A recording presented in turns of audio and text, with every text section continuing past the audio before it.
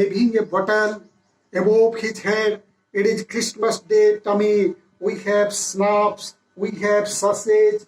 We meet you, yes. By this time, there were dozens of them walking towards us across no man's land and not a rifle between them. Little Private Morris was the first up. Come on, boys, what are we waiting for? And then there was no stopping them. I was the officer. I shouted, I have stopped them there and then, I suppose, but the truth is that it never even occurred to me. I saw all along their line and ours, I could see men walking slowly towards one another, grey coats, khaki coats meeting in the middle, and I was one of them. I was part of this. In the middle of the war, we were making this. And just at that time, one of the Germans soldier was waving a bottle above his head. As it was the Christmas festival, they were coming with a lot of drinks and foods, eatables. And by this time, there were dozens of them walking towards numbers of French, German soldiers. They come forward, crossing the no man's land. That means crossing the tracks of battlefield. Okay. On the other hand, the British soldiers also went forward, and in the middle, both the British soldiers and the German soldiers gathered, and they enjoyed themselves. As the captain, he was watching what was going on between the German soldiers and the British soldiers there. And I was one of them. I was part of this. In the middle of the war, we were making this. So instead of fighting for their own country, and it was the Christmas festival, both the German soldiers and the British soldiers, they were celebrating the festival with a lot of happiness in a different way that had never happened in the world. You cannot imagine, dearest Connie, you cannot imagine all these things here, all these things. What I am telling you, all these things, Mr. Jim McPherson had written in his letter to Connie, that is his wife, or Mrs. Jim McPherson. You cannot imagine, dearest Connie, my feelings as I looked into the eyes of the French officer who approached me, hand outstretched. Hanswell, he said, gripping my hand warmly and holding it. I am from Dusseldorf. I play the cello in the orchestra. Happy Christmas. So when Mr. Jim McPherson, the captain of the British soldiers, was standing there in the no man's land, suddenly the German captain, Mr. Hansel, came and stretched his hand to greet Mr. Jim McPherson. And he told him that he was from Dusseldorf, and he played. At first, he played the cello. He played the cello in an orchestra, and he also wished Happy Christmas to Mr. Jim McPherson. Captain Jim McPherson, I replied, Captain Jim McPherson, I replied, and a Happy Christmas to you too. I am a school teacher from Dorset in the west of England. And in reply, Captain Jim McPherson also replied him the Happy Christmas. And he told him that he was a school teacher from Dorset, which is located in the west of England. Ah, Dorset, he smiled. I know this place. I know very well. We shared my rum ration and his rum ration. Rum ration matlab here.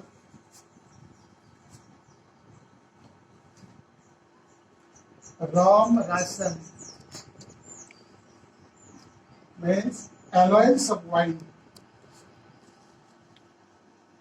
Allowance of wine, which is given to the soldiers.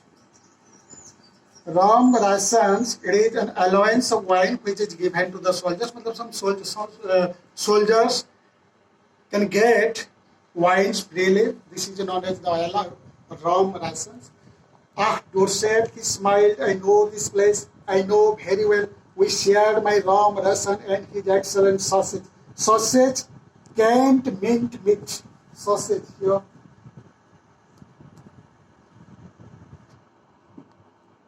Sausage means canned minced meat.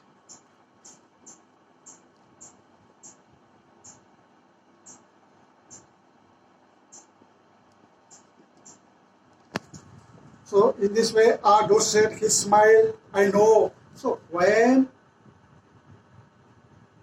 Dorset, he smiled, I know this place, I know it very well. We shared my rum, Rasan, and his excellent sausage, and we talked Connie, how we talked. He spoke almost perfect English, but it turned out that he had never set foot in Dorset, never even been to England. Thereafter, both the captain, Hansel and Jim McPherson, they enjoyed themselves on this happy Christmas festival. They enjoyed their drinks and eatables together and enjoyed themselves. Both they enjoyed the rum and the different sausage, excellent sausage, all these things. And when Mr.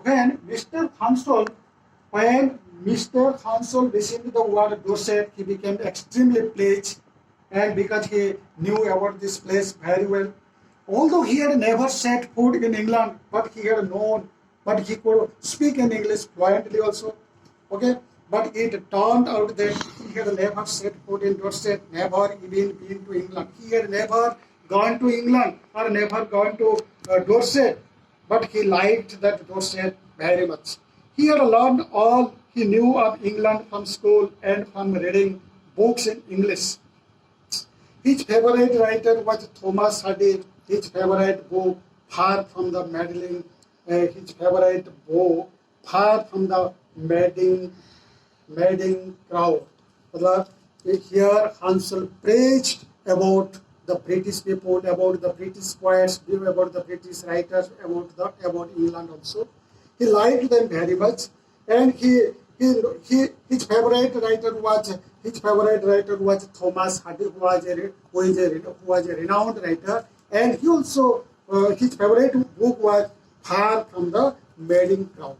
So out there in no man's land, we talked of Bathsheba and Gabriel Ward and Sergeant Trey and Dorset. He had a wife and one son born just 6 months ago, and they discussed about different things of both the countries, what sorts of things are available both in Germany and in England. They discussed everything jointly. He had and Hansel said that he had a wife and one son born just 6 months ago. As I looked about me, there were huddles matlab groups, huddles.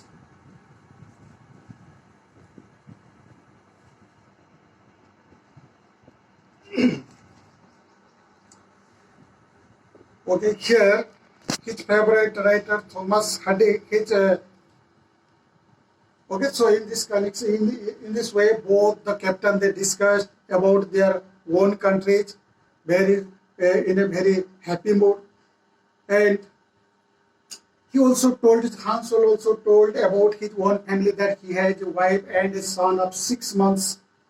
As I looked about me, there were huddles of khaki and grey everywhere, all over no man's land, smoking, laughing, talking, drinking, eating. And at that time, both the captain of British and the Germans, they observed what was going on the no man's land.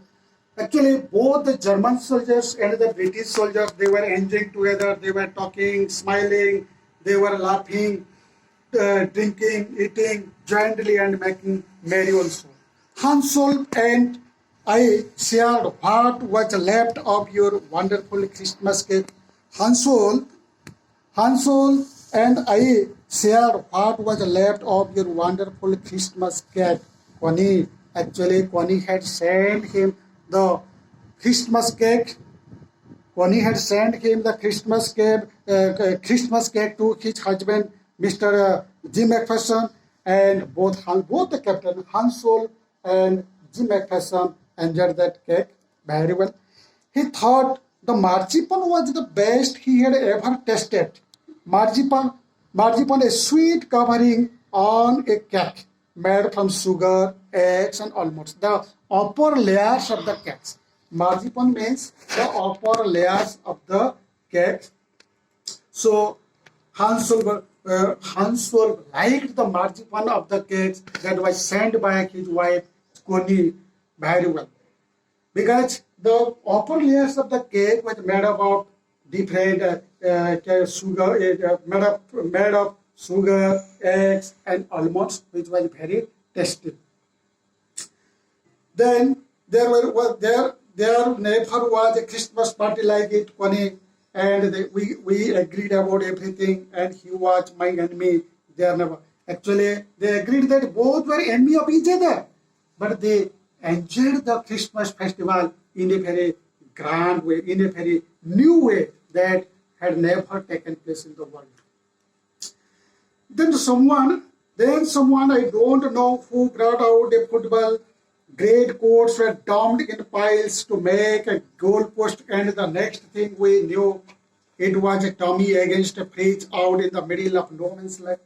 Hansel and I looked and cheered, clapping our hands and stamping our feet to keep out the cold as much as anything.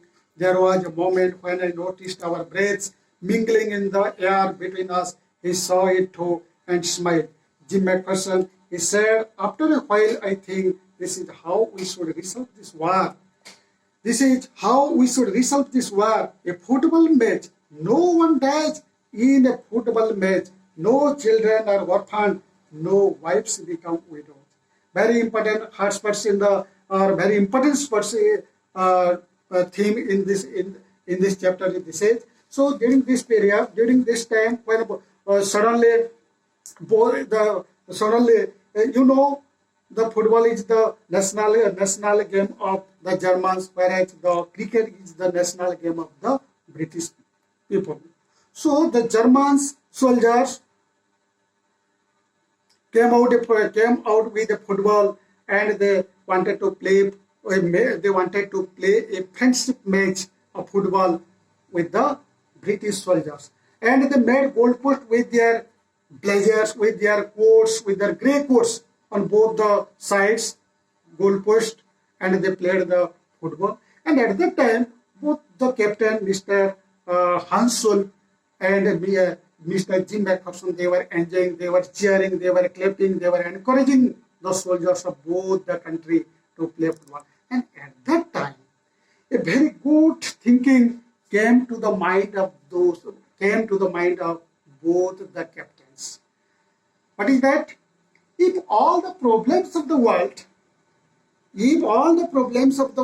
are sorted out by the football game, then no children will be orphaned, no wives will be widowed, no family will be helpless, no parents will be also helpless.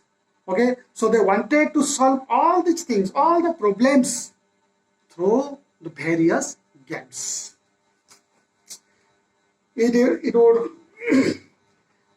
I would prefer cricket, and told him then we Tommies could be sure of winning. Probably we laughed at that, and together we watched the game. Sad to say, Connie Fridge won 2-1, but as Hansel generously said, our goal was wider than theirs. But as Hansel generously said, our goal was wider than theirs. So it was not quite fair. Listen, like here, that I have already told you that cricket is the national game of the British, whereas football is the national game of the Germans. So in this connection, the German soldiers must be expert or excellent in the game of football. So they won the match by 2-1. But in such situation, Hansel praised the British soldiers that their goal was wider than theirs. Their goal was more important than theirs because the football was not the national game of British. The time came and all too soon when the game was finished, the snaps and the rum and the sausage had long since run out and we knew it was all over. I wished Hans well and told him I hope he would see his family again soon, that the fighting would end and we could all go home. So during this period, they became very pleased and again they can go home freely without any problems. I think that I think that is what every soldier wants on both sides. Hans Solo said, "Take care, Jim McPherson. I shall never forget this moment, Nario." He saluted and walked away from me slowly, unwillingly. I felt he turned to weep just once and then became one of the hundreds of Greek wordsmen drifting back. Drifting matlab here going back. Drifting back means going back. Drifting back means going back. After enjoying this much about the on these situations, both the soldiers wanted to retreat from there, from that no man's land. And in this situation, and Han Solo told Jim McPherson that he would never forget this happy Christmas festival, and also and he would never forget Jim McPherson in his life. Telling this much, they, without any interest, unwillingly, they went out. They started to go back towards their trench. That night, back in our dugouts matlab the shelter of the soldiers where the soldiers live. That night, back in our dugouts, we heard them singing a carol. Carol means a Christmas song. This is a carol. Carol means a Christmas song.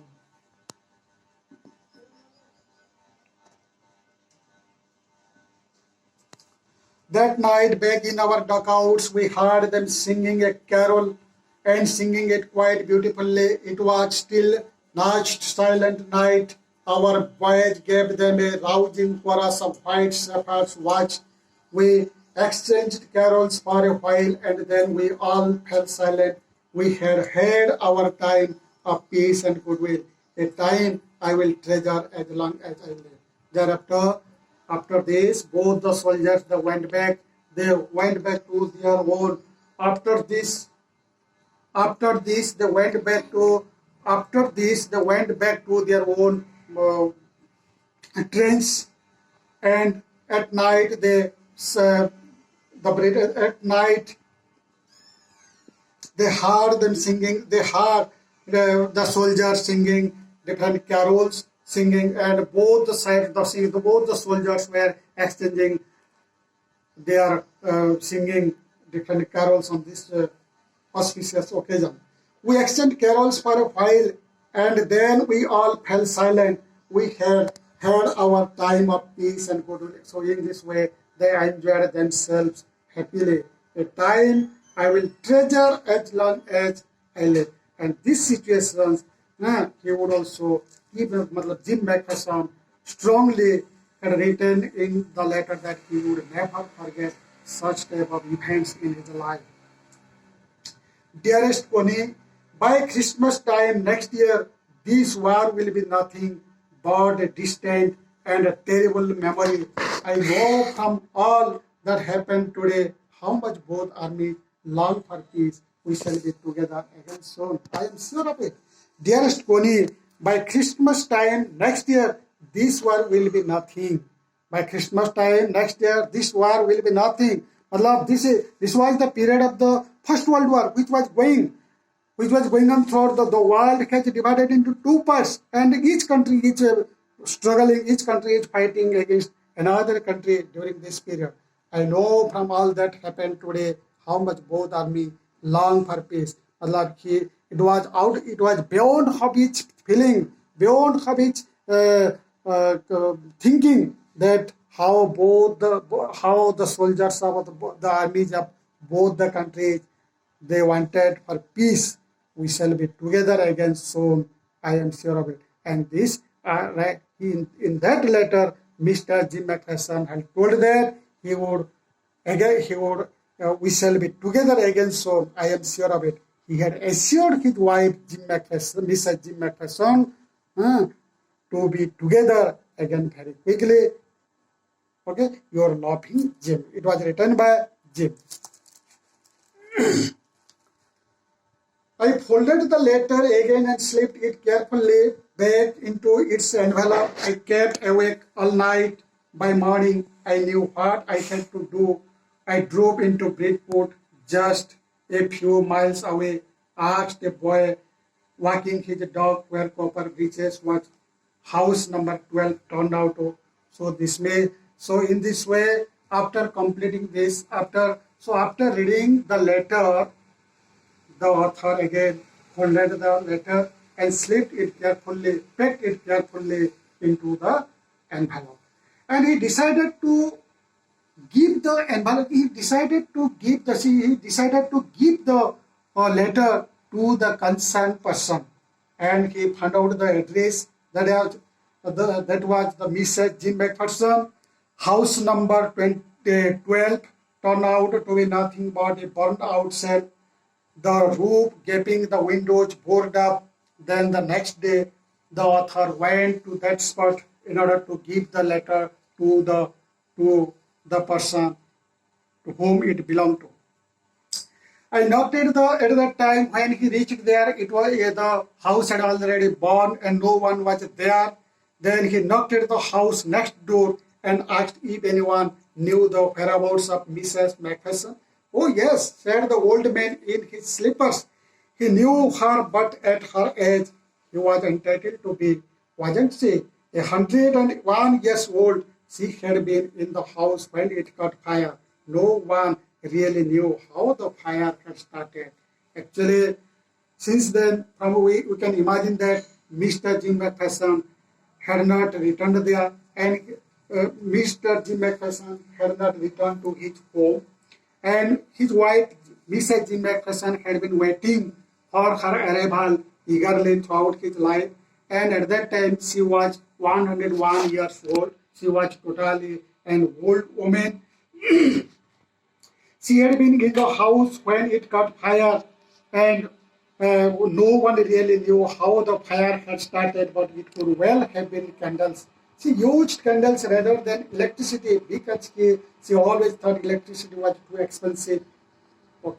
That means the lady, Mrs. Jim McPherson, was using candle because he thought that electricity was very costly. So when he was using different candles in order to for lighting in the home, by chance the house was caught fire and he was burned, and the